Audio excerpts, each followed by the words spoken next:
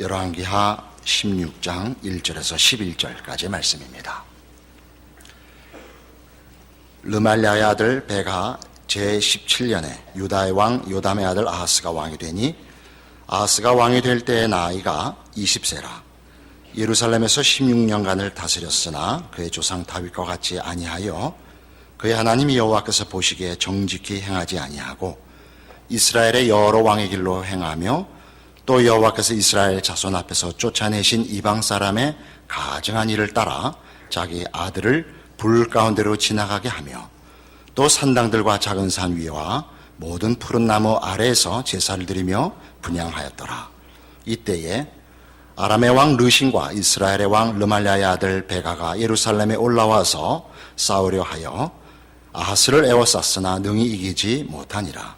당시에 아람의 왕 르신이 엘랏을 회복하여 아람에 돌리고 유다 사람 엘라셋에 쫓아내었고 아람 사람이 엘랏에 이르러 거기에 거주하여 오늘까지 이르렀더라. 아하스가 아수르 왕 디글랏 빌레셀에게 사자를 보내 이르되 나는 왕의 신복이요 왕의 아들이라. 이제 아람 왕과 이스라엘 왕이 나를 친히 청하건대 올라와 그 손에서 나를 구원하소서 하고 아하스가 여호와의 성전과 왕궁 곳간에 있는 은금을 내어다가 아수르 왕에게 예물로 보냈더니 아수르 왕이 그 청을 듣고 곧 올라와서 다메섹을 쳐서 점령하여 그 백성을 사로잡아 기르로 옮기고 또 르신을 죽였더라. 아하스 왕이 아수르의 왕 디글랏 빌레셀을 만나러 다메섹에 갔다가 거기 있는 제단을 보고 아하스 왕의 그 제단의 모든 구조와 제도의 양식을 그려 제사장 우리아에게 보냈더니 아하스 왕이 다메섹에서 올라가기 전에 제사장 우리아가 아하스 왕이 다메섹에서 보낸 대로 모두 행하여 제사장 우리아가 제단을 만든지라. 오늘 등장하는 아하스 왕은 남왕조 유다의 왕입니다. 북왕조 이스라엘 왕들이 늘 신앙적으로 실패한 길을 걸었다면 남왕조 유다 왕들은 비교적 하나님께 순종하는 길을 걷곤 했는데 이 아하스는 드물게 매우 악한 왕으로 여기 기록되고 있습니다. 2절에 보는 바와 같이 하나님 여호와께서 보시기에 정직히 행하지 아니하였다. 3절에 보듯이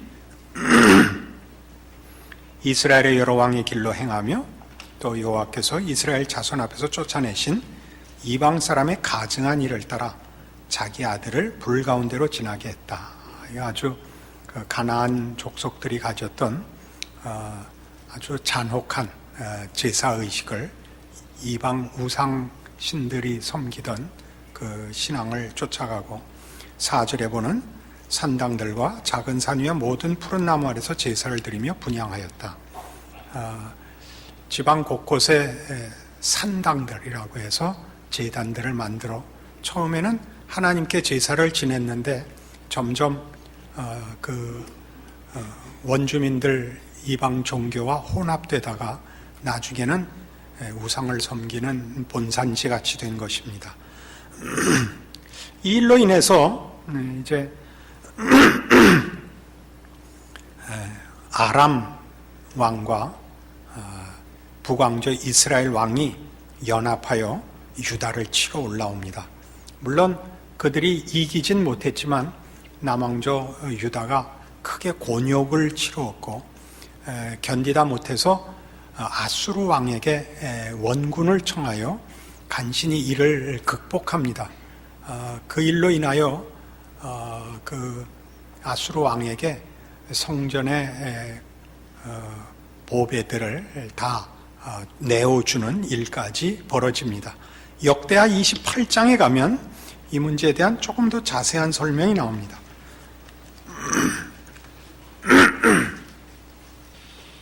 693페이지입니다. 구약성경 역대하 28장 16절.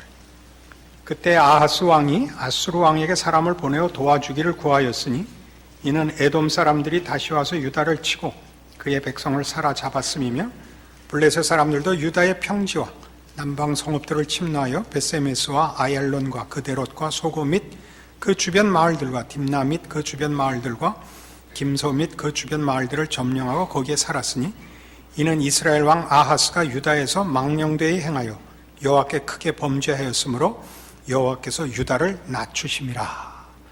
그러니까 아람 왕과 이스라엘 왕이 연합하여 쳐들어온 것으로 그 단순하게 그 정도의 국제전으로 끝난 것이 아니라 유다가 약하여지자 그동안 꼼짝 못하고 있던 작은 나라들도 전부 반역을 하고 또 유다를 쳐들어오고 땅을 뺏어가고 하는 일들이 일어났는데 이런 일들은 지금 역대하 28장 19절에서 보는 바와 같이 유다 왕 아하스가 하나님을 배반하고 신앙적으로 순종하지 않았기 때문에 일어난 벌이라 이렇게 묘사하고 있습니다. 20절 계속 보시면 아수르 왕 디글랏 빌레셀이 그에게 이르렀으나 돕지 아니하고 도리어 그를 공격하였더라. 아하스가 여호와의 전과 왕궁과 방백들의 집에서 재물을 가져다가 아수르 왕에게 주었으나 그에게 유익이 없었더라. 그러니까 전에 있었던 보물, 또 왕궁에 있었던 것, 귀족들의 보물들 다 걷어서 일전에 조공물로 바치고 이 문제를 해결하려 하였으나 효과가 없었답니다. 22절 이 아하스 왕이 곤고할 때에 더욱 여호와께 범죄하여 자기를 친 다메섹 신들에게 제사하여 이르되 아람 왕들의 신들이 그들을 도왔으니 나도 그 신에게 제사하여 나를 돕게 하리라 하였으나 그 신이 아하스와 온 이스라엘을 망하게 하였더라. 좋지 않을 때 회개하지 않고 더욱 고집을 부리고 더욱 잘못된 길로 나아가 더욱 크게 패가 망신했다 이렇게 기록하고 있습니다. 우리는 열왕기를 보면서 북왕조 이스라엘과 남왕국 유다가 왜 갈렸는가, 또 저들이 각각 어떤 길을 걸었으며 결국 북왕조가 아수르에 망하고 남왕국이 바벨론에 망하고 다 포로가 되는 이 비극이 왜 일어났는가 하는 것들을 신명기적 예언에 근거하여 확인합니다. 신명기에 약속된 대로 축복의 약속과 저주의 약속을 따라 하나님께 순종하면 나가도 복을 받고 들어와도 복을 받을 것이요, 하나님을 섬기지 않고 딴 신을 섬기고 하나님의 뜻을 거스르면 나가도 저주를 받고 들어와도 저주를 받으리라 한 대로 북왕조 이스라엘과 남왕조 유다가 망하였고 그 벌을 받았다 하는 내용을 보고 있습니다. 그러나 지난번에 우리가 확인했듯이 이 일은 다만 신명기에 약속된 인과 법칙과 보상의 법칙으로만 설명할 수 없는 역사의 내용들이 있습니다. 심한 경우에는 잘못했을 때도 벌이 내리지 않고 잘했을 때도 상을 받지 못하고 곤고한 결과가 일어나는 일들까지도 봅니다. 우리는 1차적으로 하나님께서 두고 보는 분이 아니라 방관하고 기다려서 잘잘못을 가려서 상을 주고 벌을 주는 심판관 정도가 아니라 과정에 개입하시는 하나님이다 하는 것을 지난번 설교 때 확인했습니다. 하나님은 물론 우리에게 이렇게 해라 저렇게 하지 마라 라고 말씀하십니다. 말씀하시고 기다리는 것이 아니라 말씀하시고 그 말씀이 우리에게 상으로 주어지게 하기 위하여 결과를 만들기 위하여 과정에 개입하시는 하나님이었습니다. 잘못하면 꾸짖고 잘하면 상 주고 더 나아가 잘못했을 때 용서하시고 잘했을 때 경계하시는 하나님이라는 사실을 확인했습니다. 그러나 오늘은 아하스가 워낙 잘못했고 그가 잘못한 것은 한두 번 잘못한 것이 아니라 잘못하여 벌 받을 때 더욱더 잘못된 길로 가서 도저히 하나님 앞에 어떤 다른 결과를 기대할 수 없는 참으로 미련하고 완악한 왕이었다 하는 것을 성경이 거듭 확인시켜주는 장면 앞에 서 있습니다. 그런데 뜻밖의 그가 북왕국 이스라엘과 아람 왕의 연합군의 공격을 받을 뿐만 아니라 아수르의 원군을 청하였다가 아수르에게도 고난을 겪은 일이 하나님께서 아하스의 잘못을 징계한 것이라 라는 말씀 앞에 서 있지만, 성경은 이 아하스의 잘못과 아하스의 불순종에 관하여 신명기적 결과만으로 그 하나님이 보응하신 것이 아니라 한 걸음 더 나가셨다 하는 것을 우리에게 보이는데, 그 한 걸음 더 나간 것이 우리 지난번에 살펴본 바와 같은 과정에 개입하시는 정도, 결과를 만들어내시는 정도보다 더한 한 걸음인 것을 오늘 확인하게 됩니다. 이사야 7장입니다.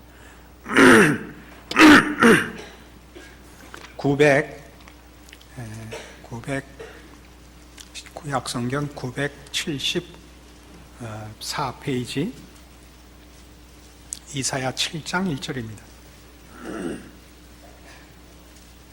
우시아의 손자요 요담의 아들인 유다의 아하스 왕 때에 아람의 르신 왕과 르말리아의 아들 이스라엘의 베가 왕이 올라와서 예루살렘을 쳤으나 능히 이기지 못하니라. 어떤 사람이 다윗의 집에 알려 이르되 아람이 에브라임과 동맹하였다 하였으므로 왕의 마음과 그의 백성의 마음이 숲이 바람에 흔들림같이 흔들렸더라. 우리 알고 있는 아하스 왕 때의 정치적 그 상황을 이사야 7장에서도 동일하게 언급하고, 그 후에 3절 이하에 보시는 바와 같이 이사야가 아하스 왕을 만나 걱정하지 마라. 아람 왕과 이스라엘이 연합하여 너를 치러 오지만 그들이 이기지 못한다. 내가 저들을 패퇴시키고 유다를 지킬 것이라 라는 약속을 줍니다. 그리고 10절에 말씀하시기를, 여호와께서 또 아하스에게 말씀하여 이르시되 너는 네 하나님 여호와께 한 징조를 구하되 깊은 데에서든지 높은 데에서든지 구하라. 너희가 지지 않을 것이요 너희를 치러 온 이스라엘과 아람이 오히려 패퇴하여 물러가리라. 징조를 구하라. 나 하나님이 이 약속을 이룰 것이라. 너를 확신시킬 것이라. 그래서 뜻밖의 아하스가 12절에 보듯이 아하스가 이르되 나는 구하지 아니하겠나이다. 나는 여호와를 시험하지 아니하겠나이다 라고 나옵니다. 이렇게 읽어만 보면 기특한 소리를 한 것입니다만 사실은 하나님께는 기대를 걸지 않겠습니다. 하나님에게는 나는 관심이 없습니다. 그런 뜻입니다.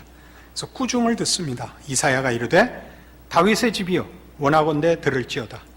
너희가 사람을 괴롭히고서 그것을 작은 일로 여겨 또 나의 하나님을 괴롭히려 하느냐. 그러므로 주께서 친히 징조를 너희에게 주실 것이라. 보라, 처녀가 잉태하여 아들을 낳을 것이요 그의 이름을 임마누엘이라 하리라. 메시아의 탄생을 징조로 줍니다. 예수 그리스도의 오심, 처녀가 잉태하여 아들을 낳을 것이라 라는 큰 징조를 줍니다. 물론 당시에 어떤 처녀가 아이를 낳는 역사적인 징조가 있었을 것입니다. 그 사건은 성경이 기록하고 있지 않아서 모르지만 그 징조가 가지는 궁극적인 실체인 예수 그리스도의 오심은 이제 우리가 알고 있습니다. 2000년 전에 베들레헴의 역사 속에 성자 하나님께서 오셔서 우리와 함께 하시는 하나님의 약속 임마누엘을 이루셨습니다. 근데 이 임마누엘의 약속이 어느 시점에 허락되느냐를 보라 말이죠. 아하스라는 왕 때 가장 하나님의 마음에 들지 않는 거역과 배반과 우상 숭배와 하나님의 뜻을 거스르는 온갖 악행 속에서 허락이 됩니다. 우리는 놀라죠. 하나님께서 이렇게 일하시는 것이 무슨 뜻이냐? 우리가 아는 기본적인 신앙의 법칙은 신명기적 사관이라고 얘기하는 축복의 약속과 저주의 약속에 근거하는 것입니다. 우리는 물론 하나님이 이 잘잘못에 보상하는 정도가 아니라 잘못을 고치고 잘하는 것을 격려하며 잘되게 하기 위하여 과정에 개입하신다는 것까지 알고 있지만 오늘의 내용은 그것만으로도 설명이 되질 않습니다. 우리는 이 문제를 확인하기 위하여 로마서 9장으로 가봅니다. 신약 성경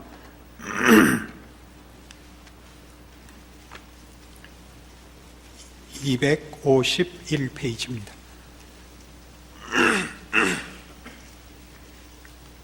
신약 성경 로마서 9장 10절입니다. 그뿐 아니라 또한 리브가가 우리 조상 이삭 한 사람으로 말미암아 임신하였는데 그 자식들이 아직 나지도 아니하고 무슨 선이나 악을 행하지 아니한 때에 택하심을 따라 되는 하나님의 뜻이 행위로 말미암지 않고 오직 부르시는 이로 말미암아 서게 하려 하사 리브가에게 이르시되 큰 자가 어린 자를 섬기리라 하셨나니 기록된 바 내가 야곱은 사랑하고 에서는 미워하였다 하심과 같으니라. 우리는 지금 무슨 얘기를 듣고 있느냐 하면 하나님께서 그의 백성을 어떻게 부르시느냐, 잘한 자들을 부르시고 잘못한 자들을 버리시느냐, 저들의 행위와 저들의 선택의 결과로 하나님의 백성 되는 것이 주어지느냐라는 문제에 서 있습니다. 성경이 하는 답은 우리의 선택과 잘잘못의 행위 이전에 하나님의 작정과 부르심으로 하나님의 백성 되는 것이 결정된다라는 설명 앞에 서 있습니다. 그래서 무슨 예를 드느냐면 야곱과 에서의 차이를 둡니다. 야곱과 에서는 다 이삭의 쌍둥이 아들입니다. 그 둘이 태어나기 전에, 무슨 일을 행하기 전에, 어떤 선택과 결정이 있기 전에, 아직 태어나기 전에 하나님께서 야곱은 사랑하고 에서는 미워하기로 하셨기 때문에 야곱이 하나님의 자녀가 되었다라는 얘기를 함으로써 하나님의 자녀들은 그들이 어떤 선택을 했느냐, 어떤 결과를 만들었느냐 이전에 하나님이 기꺼이 그를 당신의 자녀로 용납하시고 그의 하나님이 되기로 결정하셨기 때문에 그의 백성이 되었다고 설명합니다. 우리 당연히 이 질문이 떠오르죠. 우리에게 아무 책임이 없다면, 우리에게 아무 선택의 의미가 없다면, 그럼 우리에게 무슨 권리가 있으며 무슨 책임이 있단 말인가? 14절에 동일한 질문이 나옵니다. 그런즉 우리가 무슨 말을 하리요? 하나님께 불의가 있느냐? 그럴 수 없느니라. 불의가 있느냐? 불공평하다. 그 얘기가 나오죠. 우리에게 책임이라는 것이 의미가 없다면 인간된 가치가 무엇이냐? 하나님의 자녀가 되는 결정이 오직 하나님의 결정과 하나님의 선택에 있고 하나님의 뜻에 좌우된다면 거기에 무슨 질서가 있고 근거가 있느냐? 거기에 무슨 공정함이 있느냐? 라는 질문이 나옵니다. 그러자 성경은 이렇게 답합니다. 15절 모세에게 이르시되 내가 긍휼히 여길 자를 긍휼히 여기고 불쌍히 여길 자를 불쌍히 여기리라 하셨으니 그런즉 원하는 자로 말미암음도 아니요 다른 박질하는 자로 말미암음도 아니요 오직 긍휼히 여기시는 하나님으로 말미암음이니라. 여러분들도 적지 않이 의아스럽게 이 구절을 대하게 될 것입니다. 여기서 하는 말씀은 우리로서는 사실은 선뜻 납득하기 어려운 내용입니다. 하나님 마음에 달렸다. 우리 아주 우스갯소리로 엿장수가 1분 동안에 몇 번 가위질을 하는지 아느냐, 그런 질문이 있죠. 엿장수 마음대로다. 이게 답입니다. 하나님 마음대로라는 것이 엿장수 마음대로와 달리 느껴지지가 않습니다. 지금 성경이 하고 싶은 얘기는 이겁니다. 기독교 신앙이란 신앙 행위자가 주체가 아니라는 것입니다. 신앙 행위자가 주체가 아니라는 것은 기독교 신앙의 성립, 기독교 신앙의 무게는 신앙 행위자의 잘잘못과 결심의 가치, 중요성 같은데 결정의 무게가 있지 않고 우리 신앙의 대상인 하나님이 어떤 분이냐 하는데 전적으로 달려있다고 얘기하는 것입니다. 하나님은 질서의 하나님입니다. 하나님은 잘잘못의 보상하시는 원칙의 하나님이십니다. 그러나 지금 하고 싶은 얘기는 하나님은 보상의 원칙보다 큰 하나님이시라는 것입니다. 하나님은 우리가 잘하면 상 주시는 하나님입니다. 잘못하면 벌하십니다. 그러나 벌하기 위하여 심판권을 행사하는 것이 아니라 잘못을 고치게 하려고 벌하시며, 잘하는 사람을 상 주는 데서 그치는 것이 아니라 잘못한 사람도 상을 받게 하기 위하여 잘잘못의 법칙을 넘어서는 통치권을 행사하는 분이다 하는 것이 지금 로마서 9장이 하고 싶어하는 얘기입니다. 16절에 있는 바와 같이 그런즉 원하는 자로 말미암음도 아니요 다른 박질하는 자로 말미암음도 아니요 오직 긍휼히 여기시는 하나님으로 말미암음이니라 하는 말이 그겁니다. 좀 더 전문적으로 설명을 하죠. 대단히 쉬운 표현이지만 이걸 전문적인 용어라고 하는 것은 그 뜻이 쉽지 않기 때문입니다. 이 내용을, 이 16절의 내용을 줄여서 하나님은 자유로우신 분이다 이렇게 전문적으로 표현합니다.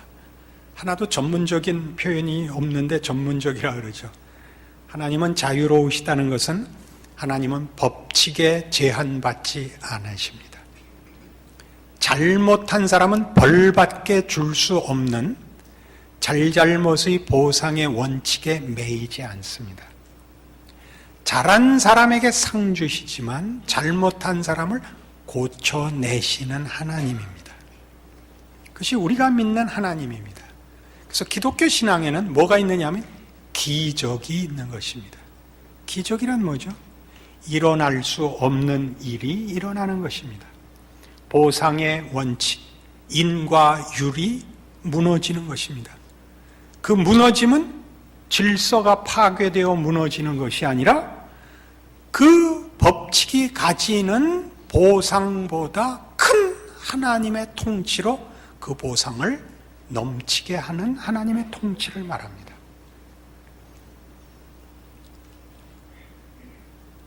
기독교 신앙에는 신비가 있습니다. 신비롭다는 것은 이론으로 설명되지 않는다는 뜻입니다.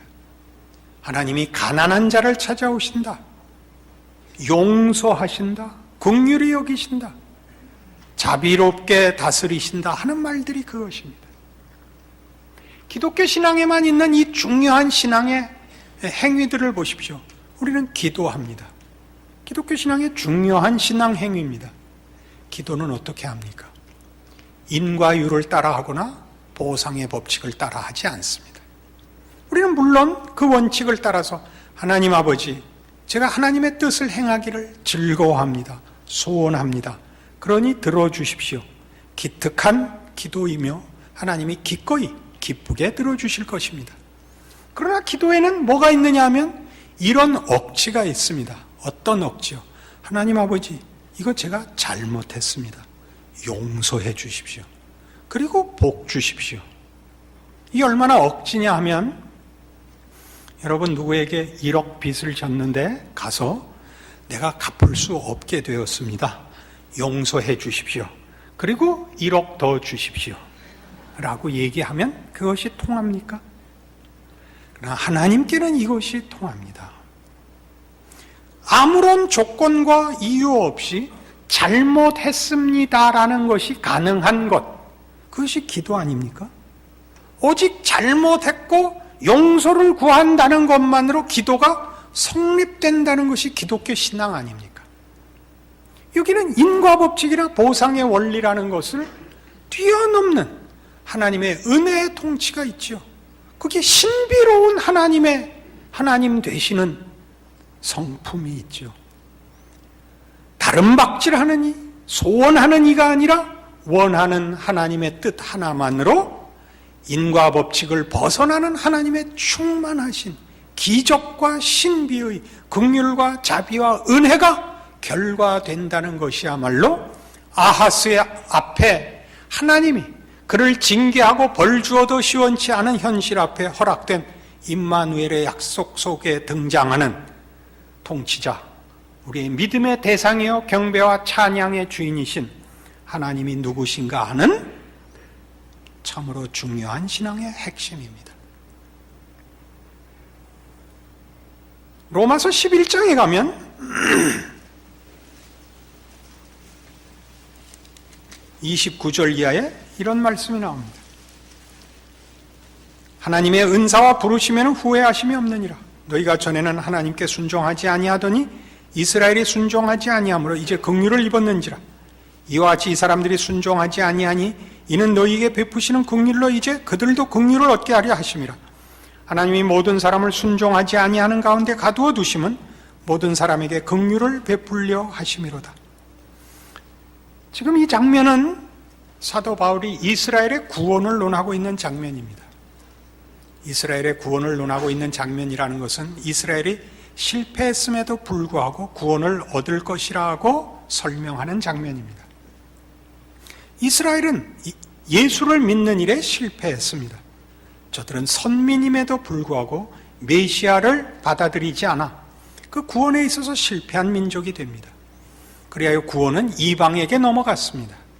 이방은 예수를 믿어 하나님의 자녀가 되었고 이스라엘은 아직까지도 예수를 메시아로 인정하지 않고 있습니다.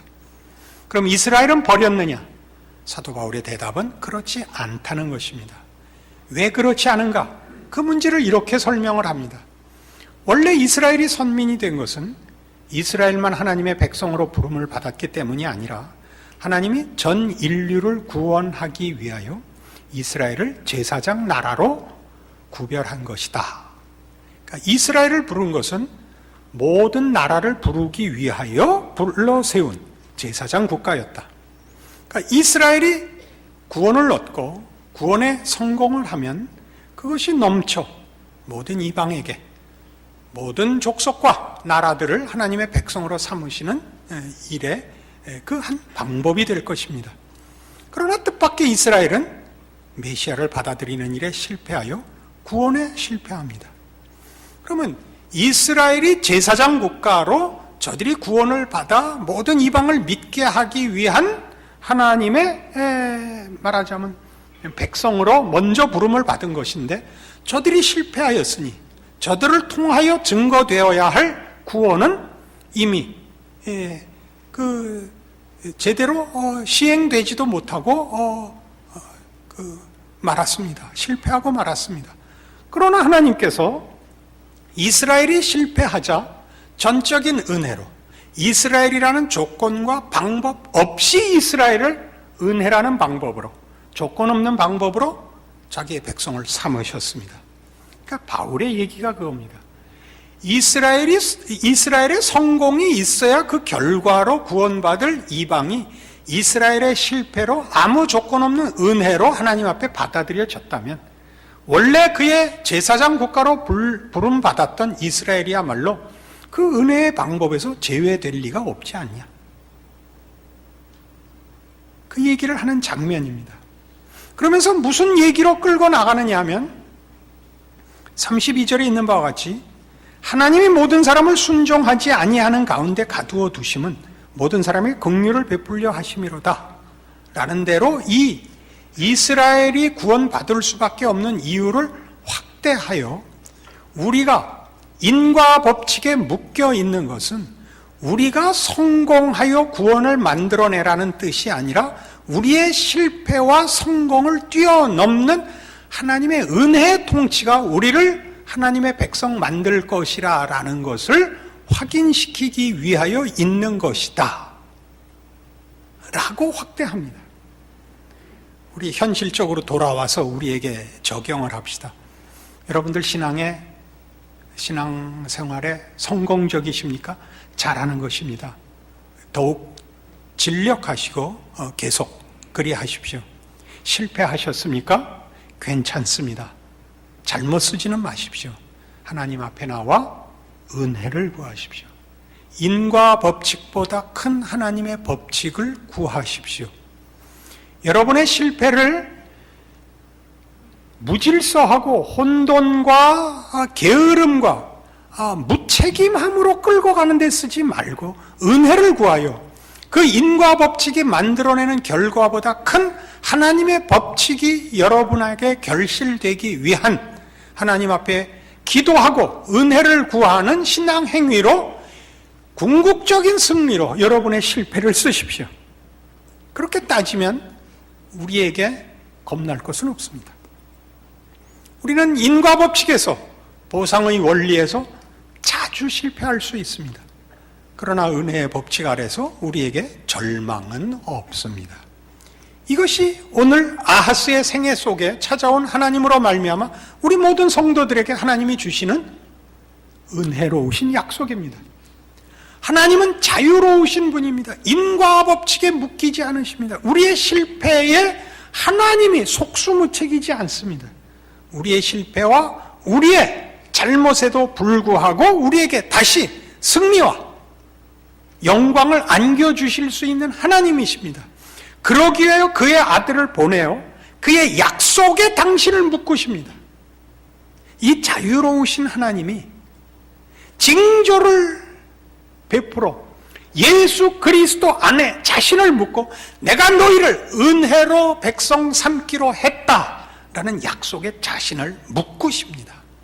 은혜로우신 하나님, 자유로우신 하나님을 당신을 은혜로우신 하나님으로 묶으시는 것이 임마누엘의 약속입니다. 그러므로 우리에게는 절망이 없습니다. 기독교 신앙의 이 위대한 진리를 이해하지 못하면 우리는 늘 전전긍긍하게 됩니다. 우리는 늘 자책과 죄 씻음이라는 두 자리를 왕복하는 것에 불과해집니다. 그렇지 않습니다. 우리식으로 이해하자면 거의 뻔뻔한 것이죠. 그러나 우리 하나님은 그것을 뻔뻔하다 그러지 않습니다. 하나님 우리의 돌아섬, 회개, 긍휼을 구하고 은혜를 구하는 우리의 기도와 간구와 눈물과 한숨에 기꺼이 반응하십니다. 당신을 은혜와 묶고 자유로우신 하나님이 당신을 묶고 우리에게 약속하셔서 우리의 하나님이 되시기로 하셨습니다. 그래서 33절 이하에 이 말씀이 나옵니다. 깊도다 하나님의 지혜와 지식의 풍성하며 그의 판단을 헤아리지 못할 것이며 그의 길은 찾지 못할 것이로다. 누가 주의 마음을 알았느냐? 누가 그의 모사가 되었느냐? 누가 주께 먼저 드려서 갚으심을 받겠느냐? 누가 하나님께 조건을 제시하여 결과를 강요하겠습니까? 그럴 수 없습니다. 하나님은 은혜의 하나님이십니다. 당신 안에 조건을 갖고 있습니다. 은혜를 베풀기로 하시며 자비롭기로 하시며 사랑하시며 복주기로 작정하신 당신의 기쁘심을 근거로 하여 우리를 당신의 자녀로 부르셨고 삼으셨고 아버지로서 당신을 약속에 묶으십니다.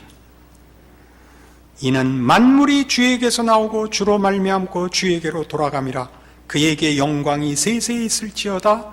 아멘. 하나님은 이런 하나님이십니다. 이 하나님만이 주인이십니다. 다른 어떤 법칙도 이 하나님의 하나님 되심을 방해할 수 없습니다. 이 하나님의 통치를 제한할 수 없습니다. 여러분의 존재와 생애와 여러분이 아는 하나님과 믿게 된 약속들과 그 앞에 받는 사랑을 대신하거나 약화시키거나 방해하거나 취소시킬 것은 세상에 없습니다. 담대함을 가지십시오. 믿음을 가지십시오. 기도하십시오. 그리고 믿음 안에서 승리하십시오. 여러분의 인생은 하나님의 자녀라는 이름으로 보호받을 것입니다. 기도하십시다. 하나님 아버지 은혜를 감사합니다. 하나님은 우리의 아버지시고 우리를 복주시는 자시요 사랑하시는 분이요 우리를 위하여 온 천하와 역사를 동원하시며 그의 아들을 아끼지 않는 아버지십니다. 우리의 신자된 삶과 하나님의 아들이라는 이름을 방해할 것이 없는 줄 아는 믿음으로 이후로 하나님의 사람으로 사는 인생을 참으로 하나님의 자녀답게 하기로 약속합니다. 은혜를 구하기로 합니다. 충성을 약속하기로 합니다. 순종하기로 합니다. 믿음을 지키기로 합니다. 기도하기로 합니다. 감사하기로 합니다. 주님 함께하여 주시옵소서. 예수님 이름으로 기도합니다. 아멘.